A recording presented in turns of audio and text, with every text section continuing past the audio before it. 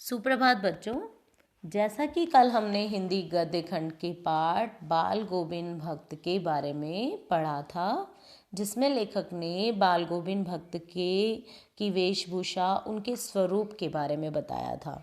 तो बच्चों, हम आज आगे का पाठ शुरू करते हैं, जिसमें लेखक ने आषाढ़ मास में होने वाली बारिश का वर्णन किया है। लेखक बताता है कि आषाढ़ के महीने में जो बारिश होती है और बारिश होने के बाद खेतों में लोग धान की रोपाई शुरू करते थे। गांव की औरतें खेतों में खाना लेकर आती हैं। बारिश के दिनों में कीचड़ में लथपथ बाल गोविंद भगत खेतों में धान की फसल रोपते हुए देखे जा सकते थे। बारिश के दिनों में जो बाल गोविंद भक्त थे, लेखक क्या कह रहा है, वो क्या करते थे, धान की फसल रोपते हुए देखते थे। उनके साथ ही साथ चलता था उनका मधुर संगीत। उनकी संगीतमय आवाज़ को सुनकर सभी स्त्री पुरुष, बच्चे, बूढ़े मस्ती में झूमने और गुनगुनाने लगते हैं। हलवाहों, किसानों और मजदूरों में एक नया उमंग, जोश, उत्साह का संचार हो जाता है। लेखक कहते हैं कि भादों की वह अंधेरी अधरतिया, अधरतिया मतलब आधी रात, कि जब भादों के महीने में अंधेरी रात होती है, तो अभी थोड़ी ही देर पहले मूसलाधार वर्षा खत्म हुई है। बादलों की गरज, बिजली की तड़प में आपने कुछ नहीं सुना हो, किंतु अब झिल्ली की झंकार या दादरों की टरटर बाल गोविंद भक्त के संगीत को अपने कोलाहल में डुबो नहीं सकती।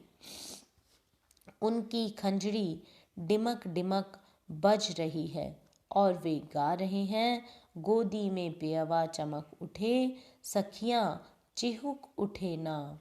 हाँ, पिया तो गोद में ही है, किंतु वह समझती है वह अकेली है।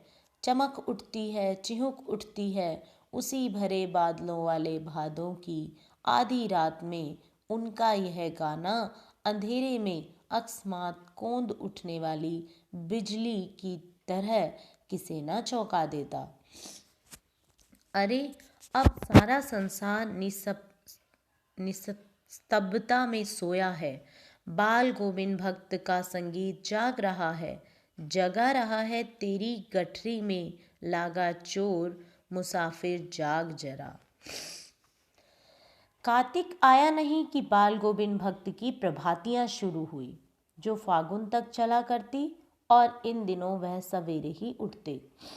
ना जाने किस वक्त जग कर वह नदी स्नान को जाते, गांव से 2 मील तक वहां से नहा धोकर लौटते और गांव के बाहर ही पोखरों के ऊंचे भिंडे पर अपनी खजड़ी लेकर जा बैठते और अपने गाने टेरने लगते, मतलब अपने गाने गाने शुरू कर देते।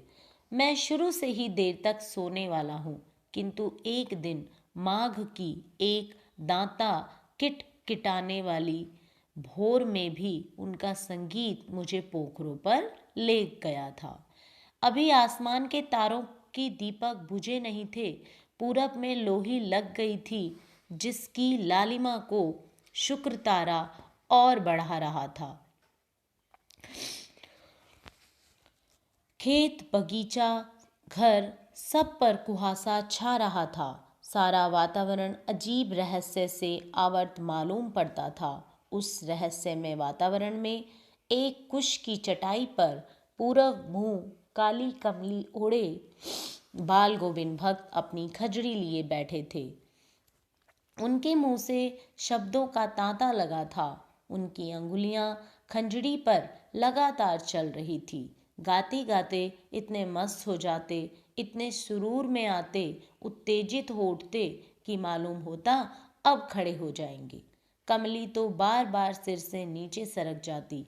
मैं जाडे से कपकपा रहा था, किंतु तारे की छाँव में भी उनके मस्तक के श्रम बिंदु जब तब चमक ही पड़ते।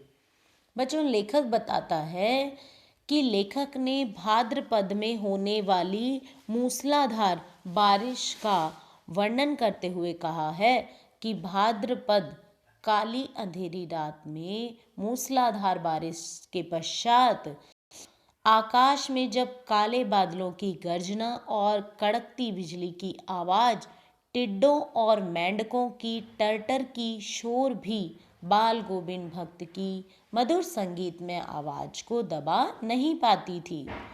काली अंधेरी रात में लेखक बताता है कि भगत जी अपनी मधुर संगीत की आवाज से सबको प्रसन्न कर आश्चर्यचकित कर देते थे। लेखक आगे क्या बताते हैं कि जब सारा संसार सोता है तब बाल गोविंद भक्त का संगीत जाग रहा होता है।